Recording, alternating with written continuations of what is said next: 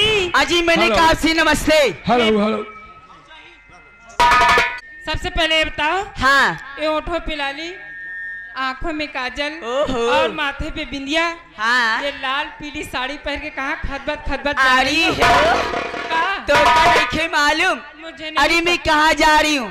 पगली, अगर मुझे मालूम होता तो आपसे पूछती क्यों? कहा बताई बहनी? हाँ ऐसे जन्माष्टमी से ना अच्छा कौनो ये बगिया वही बगिया वही तालाब ऐसे मछली वछली हेला तैसे घूमत रही था।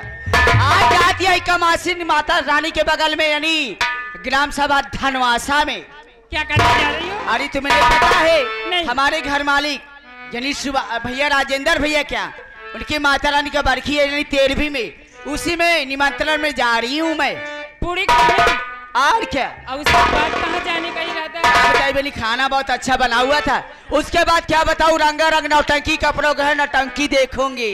लेकिन किसकी नौटंकी है? वो नौटंकी है माननीय श्रीमान विनोद कुमार डांसा जी, राजापुर बिंधान, गलत तिवारी का पुरवा, तहसील कुंडा, जिला प्रतापगढ़। दीदी हाँ मुझे भी ले चलोगी अपने साथ? तुम्हें भी चलोगी? हाँ। मुझे ऐसे मालूम पड़ता है कि अब नौटंकी बहुत बड़ी शौकीन लगती हो। तुमको पता है? लेकिन ऐसे नहीं। क्यों? ऐसे विश्वास नहीं करूंगी दीदी। डलमोई वाली ध्यान से सुन लीजिए। बताइए। मैंने विनोद भाई के बहुत नाम सुना है, ये भी जानती हूँ कि चारों तरफ तहलका मचा रखी हुई है, लेकिन ऐसे नहीं।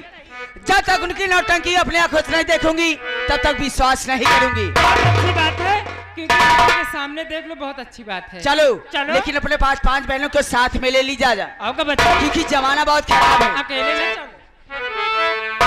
पारे ड्राइवर मास्टर, पारे ड्राइवर